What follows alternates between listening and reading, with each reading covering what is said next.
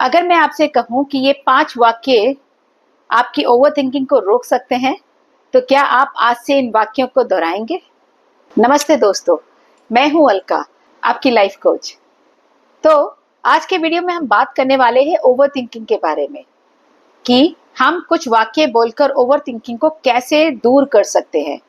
क्योंकि हम जानते हैं कि ओवरथिंकिंग कोई बीमारी नहीं है, ये बस एक अनट्रेन्ड माइंड है और माइंड को ट्रेन कर सकते हैं सही शब्दों से और सही सोच से। तो चलिए शुरू करते हैं।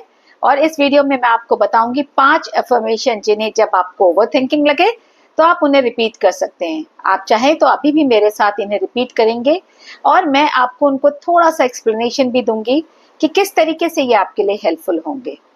सो वीडियो को स्किप मत कीजिएगा। ये वीडियो बड़ा काम का है, इसलिए इसको सेव भी जरूर कर लीजिएगा। तो पहली एफर्मेशन है कि मैं प्रेजेंट में जी रही हूँ और मेरा मन शांत है। जी हाँ, इस सेंटेंस को अगर जब आप बार बार रिपीट करते हैं ना, जब भी आपको ओवरथिंकिंग लगे तो अपने आप के माइंड को रोकिए, उसे बताइए कि आप प्रेजेंट में है। क्योंकि ओवरथिंकिंग की एक बहुत बड़ी गलती ये होती है कि ओवरथिंकिंग या तो हमें पास्ट में ले जाती है या हमको फ्यूचर में ले जाती है। क्योंकि ओवरथिंकिंग में हम या तो पुरानी बातों को लेकर रगड़ रहे होते हैं, उन्हीं को सोच रहे होते हैं, वही ट्रैक चल रहा होता है, या फिर हम फ्यूचर के बारे में सोचते हैं जो हुआ ही नहीं होता है, क्योंकि फ्यूचर तो किसी के हाथ में है नहीं। सो अपने माइंड को बार बार ये याद दिलाना कि आप प्रेजेंट में हैं।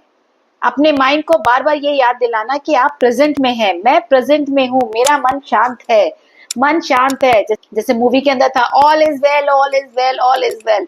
सेम आपको भी अपने दिमाग को, अपने माइंड को, अपने दिल को ये बताना है, ऑल इज वेल, सब ठीक है, सब शांत है, कुछ बुरा नहीं हुआ है, पुरानी चीजें बीत गई हैं, आने वाला समय आया नहीं है। तो मैं प्रेजेंट में हूँ, मैं आज में जिंदा हूँ, आज के काम कर रहा हूँ।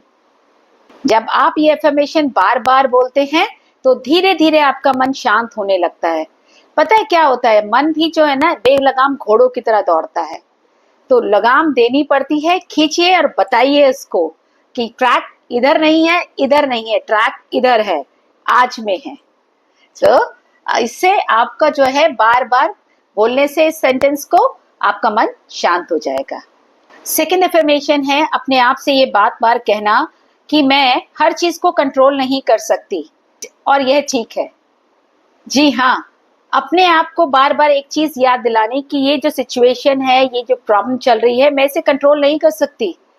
मैं हर किसी इंसान को कंट्रोल नहीं कर सकती। सब लोग अपने ही तरीके से बिहेव करते हैं और उनकी अपनी प्रोग्रामिंग है। आप हर चीज को बदल नहीं सकते हैं, आप हर चीज को कंट्रोल नहीं कर सकते हैं। ये स्टेटमेंट बोलकर बार बार जब आप अपने दिमाग को याद दिलाते हैं कि ये ठीक है, ये नॉर्मल है, अगर उसने ऐसा किया है ये नॉर्मल है, ये उसका बिहेवियर है, मेरा नहीं, ये उसके संस्कार थे, उसने मेरे साथ बुरा किया, ये उसके संस्कार थे, उसका फल ऊपर वाला उसको देगा, ये ठीक है, नॉर्मल है, मैं इसे बदल नहीं सकता। तो बार बार जब आप अपने दिमाग को कहते हैं कि ये नॉर्मल है, ये नॉर्मल है, ये नॉर्मल है, मैं कंट्रोल नहीं कर सकता, तो दिमाग चीजों को कंट्रोल नहीं करता, फिर वो उसको छोड़ने की आदत हो जाती है और उसे धीरे धीरे करके वो छोड़ता है। सो अपने दिमाग को याद दिलाइए बार बार। तीसरा है कि मेरे विचार सिर्फ विचार है, सच्चाई नहीं। हम में से बहुत सारे लोग ऐसे होते हैं जिन्हें स्टोरीज प्रिडिक्ट करने का, बनाने का बड़ा शौक होता है।